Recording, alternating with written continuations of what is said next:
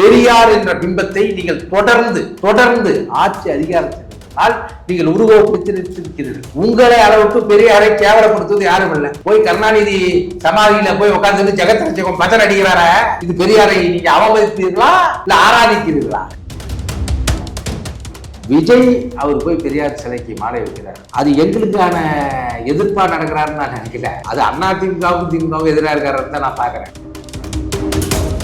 நீங்க இந்த மக்களுக்கு சொல்லக்கூடிய அரசியல் என்ன? இந்திய சுதந்திரத்தை போராடியவர்கள், விடுதலைக்கு போராடியவர்கள் எந்த ஒரு நிலத்தில் சார்ந்தவன் மட்டுமோ இல்ல எந்த மொழியை மட்டும் சார்ந்தவன் ஒருவனோ போராடவில்லை. ஆனா இந்த சுதந்திரத்தினுடைய இந்த விடுதலையுடைய பலனை அனுபவிப்பவர்கள் இந்திக்காரர்கள்.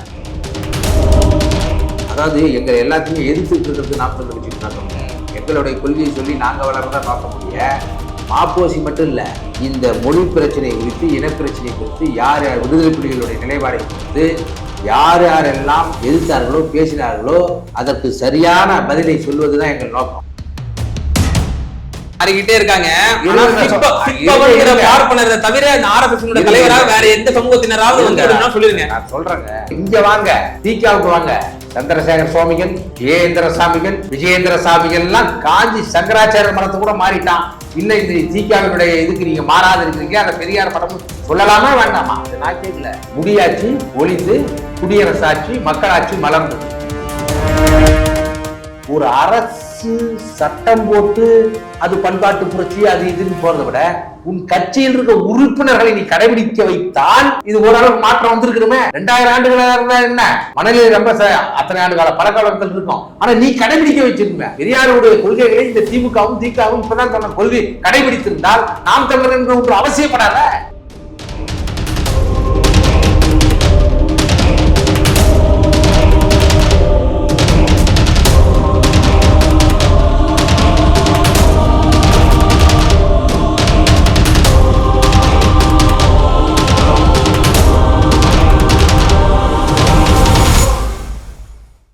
மீடியா ஒன் தமிழ் சேனல் நேயர்களுக்கு அன்பு வணக்கம். இன்றைய சிறப்பு நேர்காணல் நிகழ்ச்சியில் நம்மோடு இணைந்திருக்கும் சிறப்பு விருந்தினர் நாம் தமிழர் கட்சியினுடைய மாநில ஒருங்கிணைப்பாளர் மற்றும் டைரக்டர் மரியாதைக்குரிய திரு ஜெகதீச பாண்டியன் சார் தான் இருக்காங்க. சார் வணக்கம். எப்படி இருக்கீங்க சார்? நல்லா இருக்கேன். சிறப்பு. ஒரு தனியார் தொலைக்காட்சியில் நாம் இருவரும் ஒரு விவாதித்த பொழுது ஒரு கருத்தை நான் முன் வச்சிருந்தேன். விஜய் அவர்கள் பெரியாரை படியுங்கள், அம்பேத்கரை படியுங்கள் என்று மாணவர்கள் மத்தியில் அவர் உரையாற்றினார். இதை நான் மேற்கோள் காட்டும்போது நீங்கள் சொன்னீங்க, அவர் சரியான வார்த்தையை தான் உபயோகப்படுத்தியிருக்கிறார், படியுங்கள் என்று தானே கூறினாரே தவிர அந்த சபையில் அவரை பின்பற்றுங்கள் என்று அந்த வார்த்தையை உபயோகப்படுத்தவில்லை, சரியான வார்த்தை தான் பயன்படுத்தியிருக்காருன்னு சொன்னீங்க. நான் அதற்கு மேல்வாதம் வச்சேன், ஒருவேளை அவர் சாவர்கரையோ கோல்வால்கரையோ படிக்க சொல்லியிருந்தால் அது எவ்வாறாக சித்தரிக்கப்பட்டிருக்கும்? அவர் ஒரு சங் பரிவாரனுடைய ஊதுகுழலாக சித்தரிக்கப்பட்டிருக்க மாட்டாரா? அவர் ஒரு இந்துத்துவாவினுடைய ஊதுகுழலாக சித்தரிக்கப்பட்டிருக்க மாட்டாரா அப்படின்ற ஒரு கேள்வியை நான் முன்வைத்திருந்தேன். மேலும் அதை ஊர்ஜிதப்படுத்தும் விதமாக பெரியார் அவர்களுடைய பிறந்த தினத்தன்று பெரியார் திடலுக்கு சென்று பெரியாருடைய திருவுருவ சிலைக்கு மாலை அணிவித்து மரியாதை செலுத்தியிருக்கின்றார். எப்படி பார்க்குறீங்க? இல்லை, கட்சி ஆரம்பிக்கிறதா சொல்லியிருக்காரு, அறிவிச்சிட்டாரு, கொடி அறிவிச்சிருக்காரு, ஒரு மாநாடு நடத்தணும். இப்போ அவர் ஒரு அரசியல்வாதி. அவருடைய ஐயாவுடைய பிறந்த நாளில் அவர் போய் ஒரு மாலை வச்சிருக்காரு. அது அவருடைய இதுதான். அதை எப்படி பார்க்குறோம் அப்படின்னா அது ஒரு மகிழ்ச்சிக்குரிய செய்தியோ இல்லை வருத்தத்துக்குரிய செய்தியோ எங்களுக்கு கிடையாது. நீங்கள் சொன்னபோது சரி, நம்ம அப்போவே அந்த இதில் பேசணும். சாவர்கரும் கோல்வால்கரும் பெரியாரும் ஒன்றும் கிடையாது. அவர்களுக்குமான இவர்களுக்குமான இடைவெளி மழைக்கு மடுவுக்கு இருக்கிற மாதிரி. அண்ணன் சீமான் அவர்கள் ஏற்கனவே நம்ம பேசும்போது தெளிவாக சொல்லியிருக்காரு, அவன் எங்கள் எதிரி, இது எங்கள் பங்காளி சண்டை. பெரியார் சிலையை உடைக்கும் போது குரல் கொடுத்தவர், அதற்காக எந்த நேரத்துக்கும் போவோம்னு சொன்னவர் தான் எங்கள் கட்சி தலைமை ஒருங்கிணைப்பாளர் இல்லையா? அதுவும் இது வேற. இப்போ அவர் ஒரு மரியாதை நிமித்தமாக போய் வச்சிருக்கிறார். பெரியார் சிலை இல்லை சார், உங்களுக்கு எதிர் சித்தாந்த உடைய தலைவராக இருந்தாலும் அவர்கள் ஒரு போற்றுதலுக்குரியவராக இருந்தால் அந்த சிலையை அகற்றுவதற்கு நம்ம எதிராக நிற்கணும். இப்போ எதிர் சித்தாந்தம் எங்களுக்கு அவங்க நேரடி எதிர் சித்தாந்தம் பெரியாரை எந்த இடத்துலலாம் நாங்கள் ஏற்கிறோம், முரண்படுறோம். நீங்கள் இதை சீமான தெரியாதவங்க பேசுறது. இந்த கட்சி 2014 வரை அதற்கு முன் 10-15 ஆண்டுகள் பெரியாரிய மேடைகளை பெரியார் பற்றி தான் பேசியிருந்தார். ஒரு உள்ளுக்குள்ளே நம்ம தேசிய இன விடுதலை என்கிற போகிற போது அம்பேத்கரிடமே சில முரண்பாடு வருது. தேசிய இன விடுதலையில், மொழி குறித்து விசாரணையில், இந்தியாங்கிற பேசுகிற விஷயத்தில் அதுபோல் ஒவ்வொரு இடத்துலையும் வரும்போது அவர்கள்ட்ட இருக்கிற நல்லதை ஏற்றுக்கொண்டு நம்ம அதை தெளிவாக சொல்றாரு. எங்களுக்கு தலைவர் பிரபாகரன், எங்களுடைய வழிகாட்டிகள் இவர் அப்படின்னு தெளிவாக சொல்றாரு. அம்பேத்கருடைய மூத்தவராக இருக்கக்கூடிய அயோத்திதாசரை நாங்கள் தலைவராக ஏற்றுக்கொள்ள முடியும், இந்த மண்ணில் பிறந்தவராக இருக்கிறார், அவரை நாங்கள் ஒரு வழிகாட்டியாக ஏற்றுக்கொள்ளணும்னு அவர் தெளிவாக சொல்றாரு. விஜய் அவர் போய் பெரியார் சிலைக்கு மாலை வைக்கிறார் அப்படின்னா அது எங்களுக்கான எதிர்ப்பாக நடக்கிறாருன்னு நான் நினைக்கல. அது அதிமுகவுக்கும் திமுகவும் எதிராக இருக்காருன்னு தான் நான் பார்க்குறேன். காரணம் என்னன்னா அவர்களும் பெரியாரை அவர்களும் அண்ணாவை எடுத்துக்கொண்டு இருக்கிறார். இவ்வளவு பெரிய இளைஞர் கூட்டத்தை வைத்திருக்கிற அவர் பெரியாரை எடுத்துக்கொண்டு நமக்கு போட்டியாக வந்து விடாருன்னு அவர் தான் பயப்படும் போலியா எங்களுக்கு அதுல இல்ல. இதுக்கு அண்ணன் சீமான் அவர்கள் பிரஸ் மீட் கொடுக்கும்போது சொல்லும்போது சொல்லியிருந்தாரு, பெரியார் எங்களுடைய தமிழர்களுடைய முன்னோடிகளுக்கும் வந்து நீங்க மரியாதை செலுத்தணும், வரக்கூடிய காலங்கள்ல அயோத்தியாசர் பண்டிதர் அவர்களுக்கும் நீங்க மரியாதை செலுத்தணும், இரட்டைமலை சீனிவாசன் அவர்களுக்கும் நீங்க மரியாதை செலுத்தணும். ஏன்னா பெரியார் பிறந்த நாளுக்கு முன்பு 2-3 நாளைக்கு முன்னதான் இரட்டைமலை சீனிவாசனுடைய நாள் வருது. அப்ப அவர் உடன் அருகில் இருப்பவர்கள் அதையும் சுட்டி காட்டணும். ஏன் அப்படின்னா இங்க அட்டைக்கு ஒடுக்கப்பட்ட ஒரு இனத்தினுடைய அரசியலினுடைய குறியீடாக எழுச்சி நாயகனாக ஒரு கள்ள போராளியாக இரட்டைமலை சீனிவாசன் இருந்திருக்கிறார். அன்றைக்கே ஒட்டமேசை மகாநாடு 2வது ஒட்டமேசை மகாநாடு அம்பேத்கரோடு போய் கலந்து கொண்டு வந்திருக்கிறார். பெரியாரோட 17 வயது மூத்தவர், இந்த மண்ணுக்காக போராடியவர் சுட்டி காட்டிருக்கணும். இப்போ எங்களுக்கு நாங்கள் தொடர்ந்து இந்த இதில் இருக்கும்போது வெவ்வேறு சித்தாந்தத்திலிருந்து தமிழ் எனக்கு என்ன கேள்வினா, நாம் தமிழர் கட்சியினுடைய நிலைப்பாடாக பெரியார் உங்களுக்கு எதிரி இல்லை இல்லையா? அதாவது ஒரு சீர்திருத்தவாதியாக நீங்க வந்து அக்செப்ட் பண்ணிக்கிறீங்க. நாம் தமிழர் தெளிவா அது சொல்றோம், எதிரி நாங்க எங்க சொல்லியிருக்கோம். ஓகே சார், இப்போ என்னடா சார், பெரியார் அவர்கள் ஒரு தமிழ்நாட்டில் ஒரு போட்டுதல் குழுவத்தை தலைவராக அவரு ஒரு சீர்திருத்தம் செய்திருக்கிறார் என்ற ஒரு நிலைப்பாட்டில் நாம் தமிழர் கட்சி கொள்கையில இருக்கு. எங்க தலைமை எதனால சொல்றேன் அப்படின்னா, அண்ணன் சீமான் அவர்களே பல முறையில வந்து பெரியார் அவர்களே கொச்சைப்படுத்தி பேசுறது நம்ம பார்க்கிறோம். எந்த ஒரு கொச்சை பத்தியே அவர் பேசிட்டு அந்தந்த நேரத்துல எடுத்த இந்த அளவுகோல வந்து இல்ல சார், இந்த அளவுகோல விமர்சனத்துக்கு அப்பாற்பட்டவர் அல்ல பெரியாரும் சரி, யாரும் சரி விமர்சனத்துக்கு அப்பாற்பட்டவர்கள் அல்ல. ஆனா பெரியார் மீது இப்படியான ஒரு விமர்சனத்தை வைக்கிறார். இதே விமர்சனத்தை மாப்போசி மேல வைப்பாரா? அமைதி படையை வந்து திரும்பி வரும்போது புரோட்டோகால்ல வந்து இல்ல, புரோட்டோகால்ல படி இப்ப கலைஞர் போயிருக்கணும், கலைஞர் போகல, அதே மாப்போசி அவர்கள் போய் கலந்து கொள்றாரு, வரவேற்கிறாரு. ஆனா மாப்போசி என்னைக்காவது நம்ம விமர்சனம் பண்ணிருக்கோமா? பாருங்க, அந்த இடர்பாடு அந்த கேள்வி அது குறித்த கேள்வி அவர் சொல்லுவார், புரியுதுங்களா? அதாவது எங்களை எல்லாத்தையுமே எதிர்த்துட்டு இருக்கிறது நாம் தமிழர் கட்சி நோக்கம் இல்லை. எங்களுடைய கொள்கையை சொல்லி நாங்க வளர்றதா நோக்கம் முடிய மாப்போசி மட்டும் இல்ல, இந்த மொழி பிரச்சனை குறித்து, இனப்பிரச்சனை குறித்து, யார் யார் விடுதலை புலிகளுடைய நிலைப்பாடை குறித்து யார் யாரெல்லாம் எதிர்த்தார்களோ பேசினார்களோ அதற்கு சரியான பதிலை சொல்வதுதான் எங்கள் நோக்கம்.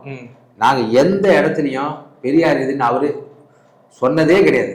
இவரை போல இவர் மட்டுமே செஞ்சாருன்னு சொல்லாதீங்க, இவரும் செய்திருக்கிறார்னு சொல்லுங்கன்னு தான் சொல்லிருக்காரு ஒழிய நீங்க எல்லா பேட்டியிலும். முன்னதாக சுபவீர பாண்டியன் அவர்கள் இந்த விவகாரம் சம்பந்தமாக ஒரு நியூஸ் 18 தொலைக்காட்சிக்கு வந்து பிரத்யேகமா ஒரு டிபேட்ல ஒரு கருத்தை பதிவு செய்கிறார். அதாவது சீர்திருத்தங்கள், சமூக சாதியை ஒழித்ததாக இருக்கட்டும், இந்த மாதிரியான விவகாரங்கள்லாம் வந்து பெரியாரும் அப்படின்ற ஒரு வார்த்தை பிரயோகம் சிலர் வந்து வைக்கின்றனர். இது வந்து ஒரு அபத்தமான வாதம். பெரியாரும் என்ற அந்த வாதத்தை அவர்கள் முன்வைப்பார்கள் என்றால் சுதந்திர போராட்டத்திற்காக காந்தியும் அப்படின்னு சொன்னா அது எந்த அளவுக்கு அபத்தமோ அதே போல பெரியாரும் அப்படின்னு சொல்றதுக்கு சமம் சொல்லி ஒப்பிட்டு சொல்றாரு சுபவீர பாண்டியன். இதுக்கு எப்படி பாக்குறீங்க? ஆமாங்க, இவங்களுடைய இப்ப இதுவே முதல்ல தவிர காந்தி மட்டும்தான் போராடினாரா சுதந்திரத்திற்கு? நேதாஜி சுபாஷ் சந்திர போஸ் போராடவில்லையா? பகத்சிங் போராடவில்லையா? இவர் காந்தி பிரகாத்துக்கு முன்னே 1801 இந்த மண்ணில் பூலித்தேவனும் வேலு நாச்சியாரும் இவங்களும் வெள்ளைக்காரன் எடுத்து போராடவில்லையா? கேட்குறேன், போராடலையா? காந்தியை விட மூத்தவர்கள்லாம் இங்கே இருக்கிறாங்களே தமிழ்நாட்டில் எடுத்துங்க.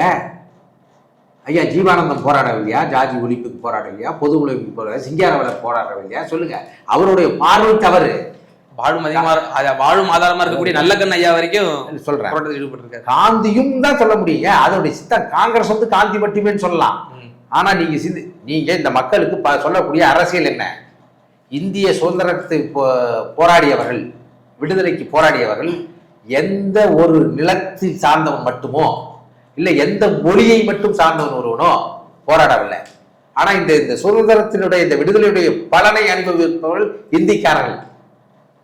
ஆனா அதை விட 1857 முதல் புரட்சிங்கிறான் மங்கள் பாண்டிய தூக்குனா இருந்தான். ஆனா அதுக்கு முன்னே 1801 1806 இங்க திப்பு சுல்தான் மூலமாக முன்னெடுக்கப்பட்ட இந்த புரட்சியை யாராவது பேசுறானா? இதை சுபை அவர்கள் பேசுவாரா? நான் அதான் திருப்பி திருப்பி சொல்றேன் பாருங்க. பெரியார் எப்ப பிறந்தாருங்க? 1879 பிறகுறாரு. ஆனா 1845 பிறந்திருக்காரு. யாரு? அயோத்திதாசர். அதுக்கு பிற்பாடு இரட்டைமலை சீனிவாசன், அதே நேரத்தில் ஐயா சிங்காரவன், அதே நேரத்தில் ஐயா வஉசி. அதாவது இவரெல்லாம் குறிப்பிடத்தக்கவர்கள். இன்னும் நிறைய பேர் இருக்காங்க இல்லையா? இவரெல்லாம் 1925 கம்யூனிஸ்ட் கட்சி ஆரம்பிக்கிறாங்க. 24 வரைக்கும் ஐயா காங்கிரஸ் இருக்காரு. 1920 தாஸ்கண்ட்ல இந்திய கம்யூனிஸ்ட் கட்சி எம்என் ராய் இவங்க எல்லாம் வச்சு ஆரம்பிச்சிட்டாங்க. அப்பதான் இவரு இதுல ஒரு அளவுகோலா என்ன வைக்கிறாங்க அப்படின்னா, வெற்றியை ஒரு அளவுகோலா வைக்கிறாங்க. யாரோட போராட்டம் வெற்றி அடைந்தது அப்படின்ற ஒரு அளவுகோல முன்வைக்கிறாங்க. ஒரு விழுக்காடு நீங்க சொல்றதை வச்சுக்கிறேன். அந்த அளவுகோல வைக்கிறாங்க. காந்தியும் பகவத்சிங்கும் எல்லாரும் அவர்கள் சித்தாந்தத்துக்கு போராடினால் இந்திய விடுதலை அடைந்து விட்டது. அது வெற்றி. என்ன விடுதலை அடைந்து விட்டது? வெள்ளைக்காரனிடம் நாட்டை சுதந்திரமாக நம்ம வாக்களிக்க உரிமை வந்தது. ஆனால் சமூக அரசியல் பொருளாதார விடுதலையில் நான் அடைந்தேனா இல்லையா? இதுவரை இல்லை. சாதி ஒழிப்புக்கான போராட்டத்தை செய்தார் அவருடைய பெரியார். சாதியை ஒழித்து விட்டாரா? இல்ல, நிச்சயமா இல்லை. நிச்சயமா இல்லை. அப்ப நாங்க பெரியாரிஸ்டுகளை குறை சொல்லவே இல்லை. பெரியாரை திமுக போலவும் திராவிட முன்னேற்ற கழகம் போலவும் திராவிடர் கழகம் போலவும் அவமானப்படுத்துவர்கள் யாராவது உண்டா? நீங்க சொல்லுங்க. பெரியார் சொன்ன விஷயத்தை யார் கடைபிடிக்கிறார்? பொட்டு வைக்காத, பூ வைக்காத, பகுத்தறிவுங்கிறாரு. இன்றைக்கு அந்த சித்தாந்தத்தை தூக்கி பிடித்து கொண்டு அரசியல் இருப்பது யார்? நான் சொல்லல. இந்துத்துவாவில் கரைந்த திமுகன்னு புத்தகத்துல வீரமணி சொல்றாரு. மஞ்சத்துண்டு மகிமை நீங்க போட்டதுனாலேயே இதாச்சுன்னு சொன்னீங்க. அம்மா துர்கா ஸ்டாலின் அவர்கள் சின்ன கோயில் முழுக்க எந்த அளவுக்கு போறாரு. இன்னைக்கு உதயாநிதியினுடைய துணை முதல்வர் 3 நாளா அறிவிக்கன்னு சொல்றாங்க. நேரம் சரியில்லைன்னு சொல்றீங்க. இதெல்லாம் நான் சொல்லல, நீங்க சொல்றீங்க. எந்த திமுக காரனாவது எந்த திராவிட இயக்கத்துக்காரனாவது ஆட்சியில் இருந்தீர்களே, அவன் தன் அடுக்கின் கீழ் உள்ள சாதியில் இருக்கிற பெண்களை தான் கட்ட வேண்டும், மாப்பிளை தான் கட்ட வேண்டும் சட்டம் என்று நடைமுறைப்படுத்திருக்கிறீங்கன்னா நீங்க பெரியாரிஸ்டுகள் நீங்க சொன்னதெல்லாம் நிச்சயமா திராவிட முன்னேற்ற கழகம் பெரியாரோட கொள்கையை முழுமையாக உள்வாங்கி அதை நடைமுறைப்படுத்த சொல்ல முடியாது. அப்படின்னா திகால இருந்து திமுகங்கிற ஒரு அதாவது திகாக கடைபிடித்திருக்கிறா. சனாதானத்தை இந்த மண்ணில் எதிர்ப்பவர்கள் யார்? சனாதானம்ல என்ன? பிறப்படை நடிப்பது ஏற்றத்தாழ்வு நிலையானது, மாற்றம் இல்லாதது. அதன் மூலமாக பிறப்பின் அடிப்படையில் பேதம் கற்பித்து ஒருவன் மனிதனே மேல் கீழ் என்று சொல்வது சனாதானம். மாற்றம் இல்லாததுங்கிறான். ஆனா அந்த சனாதானத்தை வகுத்து இன்றைக்கு ஆட்சி செய்து கொண்டிருக்கிற, அதற்கு உடந்தையாக இருக்கிற RSS 3 ஆண்டுகளுக்கு ஒரு முறை அவன் பொறுப்புக்கு தேர்தல் வைக்கிறான். 6 ஆண்டுகளுக்கு ஒரு முறை அந்த பொறுப்புல இருக்க கூடாதுங்கிறான். மாற்றம் வேணான்னு சொல்றவன் மாறிக்கிட்டே இருக்கு நினைக்கிறான். மாறிக்கிட்டே இருக்காங்க. தவிர தலைவராக வேற எந்த சமூகத்தினராவது சொல்லுங்க. நான் சொல்றேங்க, நீங்க அதுக்குள்ள போய் இங்க வாங்க, தீக்காவுக்கு வாங்க. சந்திரசேகர் சுவாமிகள், ஜெயேந்திர சாமிகள், விஜயேந்திர சாமிகள் எல்லாம் காஞ்சி சங்கராச்சாரிய மரத்தை கூட மாறிட்டான். இன்னும் இந்த தீக்காவினுடைய இதுக்கு நீங்க மாறாத இருக்கிறீங்க. அந்த பெரியார் படம் சொல்லலாமா வேண்டாமா? இதை நான் கேட்கல, சொல்லுங்க. முடியாட்சி ஒளிந்து குடியரசாட்சி மக்களாட்சி மலர்ந்தது. அந்த கட்சிக்கார தலைவர் ஐயா கருணாநிதி, அவர்கள் வழிவந்த பிள்ளை ஸ்டாலின், இப்பொழுது உதயாநிதி, நாளைக்கு இன்பநிதி. இதெல்லாம் சனாதனத்தில் சேருமா சேராதா? பெரியாரை நாம் தமிழர் பிள்ளைகள் விமர்சிக்கவில்லை, அதை புரிஞ்சுக்கணும். பெரியாரிஸ்டுகளை அதை நீங்கள் நடைமுறைப்படுத்தாமல் அவர் சொன்ன எதிலையும் நீங்கள் இல்ல பெரியாரை விமர்சிக்கலன்னு போற போக்குல நீங்க விமர்சனம் என்பது வேறு. பாருங்க, விமர்சிக்க மாட்டல. விமர்சனம் என்பது வேறு, அவதூறு என்பது வேறு. புரியுங்களா? விமர்சிப்பதற்கு நட்பு முரண், பகை முரண் இருக்கு. அதில் இருக்க முரண்பாடுகளை பேசுவதற்கு அனைவருக்கும் உரிமை உண்டு. ஆனால் இவர்கள் பெரியாரை வைத்து நீங்கள் ஆட்சி செய்கிறீர்கள், அதிகாரம் செய்கிறீர்கள். அவர் கொள்கை எந்ததை நீங்கள் கடைபிடித்திருக்கிறீர்கள்? பெண் விடுதலை பேசினார். நீங்கள் யாராவது இந்த தேர்தலில் 33 விழுக்காடுக்கு பாராளுமன்றத்துக்கு போராடி கொண்டிருக்கிற போது ஏன் நீங்கள் பெரியாரின் வழியில், அண்ணாவின் வழியில் லோக்கல் பாடிஸ்ல கொடுத்துருக்காங்களா சார்? திமுக யார் செய்து? அது கூட அம்மையார் ஜெயலலிதா அவர்கள் தான் 50 விழுக்காடு என்று சட்டமாக ஏற்றினார்கள். ஏன் நீங்க சட்டசபையில செய்யல, பாராளுமன்றத்தில் நிக்க வைக்கல? சொல்லுங்க. அப்ப அவர்கள் தான் கடைபிடிக்கவில்லையே, பெரியாரை அவமானப்படுத்துகிறார்கள். இதெல்லாம் நீங்க அவரை கேட்காத, நாங்க பெரியாரும் அப்படின்னு தான் சொல்றோம். எங்களை ஏன் நீங்க அவரை இது படுத்துறீங்க அப்படின்னு கேட்கறது ஐயா சுபவி அவர்கள் வந்து அவர் காந்தியை ஏற்கிறாரா முழுமையா? காந்தியும்னா அதே மாதிரி தான் பெரிய நாங்க அர்த்தம் சொல்றோம். காந்தியும் தான் விடுதலைக்கு போராடினார். அது அவர் எத்தனை ஆண்டு காலம் போராடினார்? அந்த விடுதலை போராட்டம் என்பது வெள்ளைக்காரன் வந்து இறங்கி 200 ஆண்டுகள் 250 ஆண்டுல 200 ஆண்டுகள் இந்த விடுதலை போராட்டம் நடந்தது. இந்திய விடுதலை போராட்டம் என்பது காந்தி 19 வந்து 47 வரைக்கும் 30 ஆண்டு கால போராட்டம் அல்ல, 200 ஆண்டு கால போராட்டம் இல்லையா? அப்ப அது எல்லாத்தையும் உள்ளடக்கிய போது காந்தியும் தான் பேசுவான். நீ போ டெல்லிக்கு போ, காந்தி நேரு இந்திரா காந்தி சமாதிகளோட இங்க இந்த மண்ணில் போராடிய கம்யூனிஸ்டுகள் உடைய சமாதிகள் அங்க இருக்கிறா. யாரும் போராடலையா? முஸ்லீம் லீக் போராடலையா? இஸ்லாமியர்கள் போராடலையா? இஸ்லாமிய அளவுக்கு இந்திய விடுதலை நாதாஜியினுடைய படைக்கு பொருள் கொடுத்தவர்கள் உயிர் கொடுத்தவர்கள் இருக்கார்களா? அப்புறம் அது சொல்றது சரி. காந்தி இப்ப தமிழ் தேசியத்துக்கு நாங்க அடைஞ்சிட்டங்க சீமான் மட்டுமே அப்படின்னு சொல்ல முடியுமா? சீமானும் தான் நீங்க சொல்லுவீங்க. இப்ப ஈழ விடுதலையை தலைவர் வென்றெடுத்திருந்தால் கூட அதில் பயணப்பட்டவர்கள் எத்தனை பேர்? பிரபாகரன் மட்டும்தான் அப்படின்னு நம்ம சொல்ல முடியுமா? எத்தனை 40,000 மாவீரர்கள் இறந்திருக்கிறார் இல்லையா? அண்ணன் பிரபாகரன் தலைமையில் வென்றிருக்கலாம். அது தலைவனே சொல்றது கிடையாது. என்னை மாவீரன் என்று சொல்லாதீர்கள், எடுத்துக்கொண்ட லட்சியத்தில் நான் வென்றிருக்கிற வேண்டும், இல்லை என்றால் அந்த லட்சியத்துக்காக உயிர் விட்டிருக்க வேண்டும், என்னை வீரனே சொல்லாதுங்கிறார். அதனாலதான் நாங்க அவரை தலைவராக ஏத்துக்கிறோம். நீங்க சாதி ஒழித்தார்கள், சாதி ஒழிப்புக்கு போராடினார். அதே இங்க ஏன் பசுமன் முத்துராமலிங்க தேவர் சாதி ஒழிப்புக்கு போராடியா? நிச்சயமா கோவில் நுழைவுல உட்பட எல்லா விவகாரங்களையும் வந்து மதுரை கோயிலுக்கு போகிற மாதிரி தான் முன்ன நின்று கூட்டு போனாரா இல்லையா? அப்ப நான் அவர் மட்டுமே போராடினார் நம்ம சொல்றோமா? சிராவையில் ஆசிரமத்தை நடத்தி ஐயா இவங்களுடைய காரைக்குடியில் ஆசிரமத்தில் இருக்கும்போது அங்க வந்து தாழ்த்தப்பட்ட பசங்களுக்கு இல்ல பிராமண் பசங்கள தனியா சாப்பாடு வைக்கிறதுனால இது எனக்கு பிடிக்காது வந்து சிராவையில் தனியா ஆசிரமம் நடத்தினாரே ஐயா பேராசன் ஜீவானம் தான் கொண்ட கொள்கையில் இறுதி வரை இருந்து போராடி செத்தாரியா? அவர் சாதி ஒழிப்புக்கு போராடவில்லையா? ஏன் ராமூர்த்தி சொல்றேன், அதாவது அத்தனை பேரும் போராடி இருக்கிறார்கள். உங்களுக்கு ஆட்சி அதிகாரத்துக்கு நீங்க வந்துவிட்ட காரணத்தால் அயோத்திதாசனுடைய கொள்கையில் 90 விழுக்காடு கொள்கை, 95 விழுக்காடு கொள்கை அதை நீங்கள் மறைக்கப்பட்டு அயோத்திதாசனை தூக்கினால் அவருடைய தமிழக இன அடையாள அரசியலை தூக்க வேண்டும் என்பதற்காக பெரியார் என்ற பிம்பத்தை நீங்கள் தொடர்ந்து ஆட்சி அதிகாரத்தில் இருந்ததால் நீங்கள் உருவப்படுத்தி நிறுத்திருக்கிறீர்கள். உங்களை அளவுக்கு பெரியாரை கேவலப்படுத்துவது யாரும் இல்லை. போய் கருணாநிதி சமாதியில போய் உட்கார்ந்து ஜெகத்ரட்சகம் பஜன் அடிக்கிறார, இது பெரியாரை நீங்க அவமதிப்பீர்களா இல்ல ஆராதிக்கிறீர்களா? கண்டிப்பா அதெல்லாம் வந்து நம்ம கேள்விக்கு உட்படுத்த வேண்டியதுதான். இப்போ நீங்க சொல்றீங்க அயோத்திதாசர் பண்டிதராக இருக்கட்டும், இரட்டமலை சீனிவாசனா இருக்கட்டும், அவர்கள் எல்லாம் வந்து சமூக சீர்திருத்தத்துக்காக போராடி இன்னும் பல பேர் பல பேர் தீரன் சின்னமலையா இருக்கட்டும், எல்லாரும் வந்து இதற்காக போராடியவர்கள். இவர்கள் எல்லாம் மடைமாற்றம் செய்யப்பட்டிருக்கிறார்கள். இவர்கள் பெரியாரை மட்டும் முன்னிறுத்துவதால் இவர்களுடைய வரலாறுகள் எல்லாம் அடைக்கப்படுது அப்படின்ற ஒரே கேள்வி. சரி, பெரியாரே என்னன்னா ஏன் நீங்க திமுக கட்சி ஆரம்பிச்சீங்க? நான் அதான் கேள்வி முன்னே வச்சாரு. இல்ல நீங்க சொல்லுங்க. அதிகாரத்தை அடைய வேண்டும், அப்பதான் வந்து நம்ம வந்து செயல் திட்டத்தை கொண்டு வர முடியும். வந்து நீங்க அதை மட்டும் காரணமா சொல்லலையே. ஆகஸ்ட் 14 துக்க நாள் நீங்க எழுதுறாரு ஐயா பெரியார் அண்ணா அவர்கள் அறிவிக்கிறார். அந்த நேரத்தில் இவர் கண்ணீர் துளினா இவரை வந்து மடாதிபதினாரு. இதெல்லாம் நாங்க சொல்லலையே. அந்த காலகட்டத்தில் நீங்கள் இருவரும் எழுதி கொண்டதை படித்தால் கண்டிப்பா உங்களை போல் பெரியாரை அவமானப்படுத்தியவர்கள் அவமதித்தவர்கள் யாரும் மாற்று கருத்தே இல்ல. அதான் சார் 47 இருந்து 60, அதாவது 49 இருந்து 67 அந்த இடைப்பட்ட காலங்கள்ல அண்ணா அவர்களும் தந்தை பெரியார் அவர்களும் பேசிய பரிமாறிக்கொண்ட வார்த்தைகளை நம்ம ஆன் கேமரால பேச முடியாது. அந்த மாதிரிலாம் கொஞ்சம் வார்த்தைகள் இல்ல. அவருடைய சகாக்கள் எல்லாரும் பிள்ளைகள் பேசுறோம் இல்ல சார்.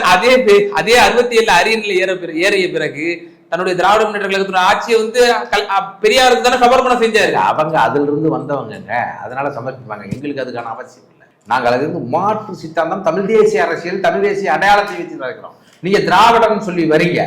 அன்றைக்கு பிரிக்கப்படாத மாநிலமாக போது அது அவசியம் கூட பட்டிருக்கலாம். ஓகே, எனக்கு என்னன்னா சார் இப்ப சந்தேகம், இப்போ திராவிட சித்தாந்த உடையவர்கள் தமிழர்களுடைய முன்னோடிகளை வந்து மடைமாற்றம் செய்யறாங்க, அவங்களுடைய வரலாறுகளை திரித்து இருட்டடிப்பு செய்யறாங்க, தங்கள் தலைவரை முன்னிலைப்படுத்த வேண்டும் என்பதற்காகத்தான் வந்து இப்படியான செயல்கள் செய்யறாங்கன்னு நீங்க சொல்றீங்க. ஏன் இந்த புரிதல் ஏன் வந்து பாமக நிறுவனர் ராமதாஸ் ஐயா அவர்களுக்கோ இந்த புரிதல் ஏன் விடுதலை சிறுத்தைகள் கட்சியினுடைய உங்க தோழமை சக்தி நீங்க அவ்வப்போது நீங்க கருத்தக்கூடிய இந்த இரு கட்சிகளுடைய தலைவர்களுக்கு ஏன் வந்து அது விளங்கலன்னு எனக்கு புரியல. நீங்க தொடர்ந்து அரசியல் களத்துல அவங்க பேசுறதெல்லாம் கேட்டுட்டு இருக்கீங்களா என்னன்னு தெரியல. 2016 மக்கள் நலை கூட்டணியாக இருக்கும்போது ஏன் நீங்கள் அதை விட்டு வரீங்கும் போது அதிமுக கட்டுவீங்க, அது கண்ணாடி விரின்னு பேசுறது யாரு? அண்ணன் திருமாவளவன். அண்ணன் திருமாவளவன்.